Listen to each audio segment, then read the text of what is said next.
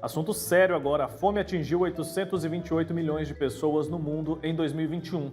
É o que mostra o relatório O Estado da Segurança Alimentar e Nutrição no Mundo, divulgado ontem pela Organização para a Alimentação e Agricultura das Nações Unidas.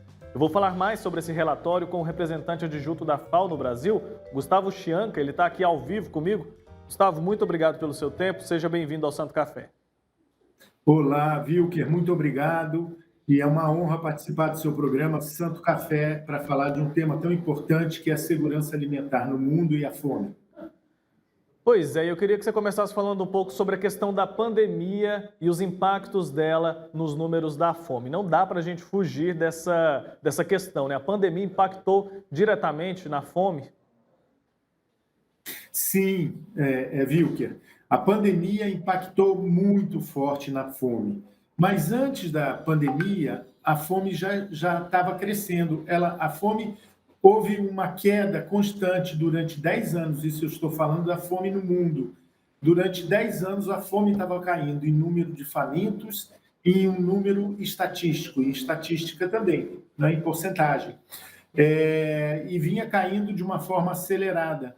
Nós estávamos, como a FAO, que é um organismo, é uma agência das Nações Unidas especializada em alimentação e agricultura, nós fazemos o seguimento dessa situação da segurança alimentar no mundo. Todo ano a gente lança esse relatório sobre a situação da segurança alimentar no mundo, com dados oficiais dos países, exatamente, utilizando toda uma metodologia mundial para calcular essa situação. E nós temos visto que a fome estava caindo e já em 2015, até antes da pandemia, essa fome começou a deixar de cair e veio aumentando. Isso por dois fatores principais. Uma pela mudança do clima, com que fazem com muitas famílias que são agricultores, que produzem alimentos em algumas regiões do mundo, deixassem de produzir por uma variabilidade, uma situação muito ruim do clima, não tinha mais uma previsibilidade e não conseguiam mais produzir, deixando de produzir e indo para as cidades procurar emprego e deixando de ter alimentos nessas cidades. Outro fator foi conflito. Já no mundo, antes da guerra da Ucrânia, já se tinha alguns conflitos localizados.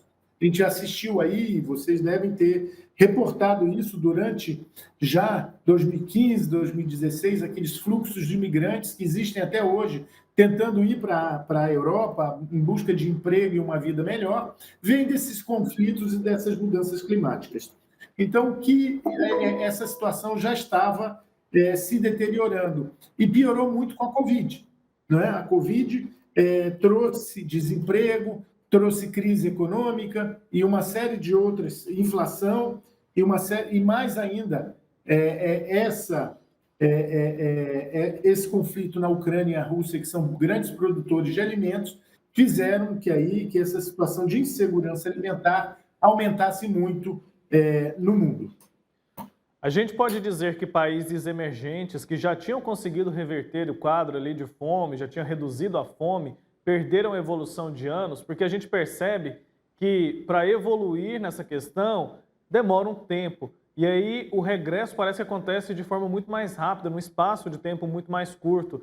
A gente pode fazer essa afirmação, esses países, infelizmente, podem ter perdido a evolução de anos ali de trabalho, de recuperação? Exatamente, Wilker, você pegou no ponto principal. E o Brasil é um exemplo disso. Nós seríamos, eu já estou na FAO aqui no Brasil há algum tempo, e eu falava com muito orgulho quando dava entrevistas e falava desse relatório especificamente, que nós seríamos a primeira geração na América Latina a viver uma região sem fome, né? E isso não foi o caso até agora. Não é? Nós estávamos caminhando para isso e, de repente, tudo isso teve uma reviravolta. Especificamente na América Latina e no nosso país, no Brasil, não é uma questão de, como eu havia dito, mudança do clima. Ainda a gente não está sofrendo essas consequências de imediato para a agricultura. Não é uma questão de conflito. Né? Nós não temos conflitos fortes como existem em outras regiões. Na verdade, na nossa região, o tema da fome vem pela desigualdade, uma desigualdade importante, e também pela renda. Então, o acesso ao alimento das famílias se dá pela renda. Elas não têm dificuldade em encontrar uma produção, nós temos uma produção suficiente de alimentos, nós temos uma logística de distribuição desses alimentos que chega em qualquer lugar, não é? Feiras livres, supermercados, então não é falta desses alimentos, o que se dá é pelo acesso, e o acesso financeiro, não físico. O supermercado pode estar ao seu lado, mas você não tem como comprar esse alimento.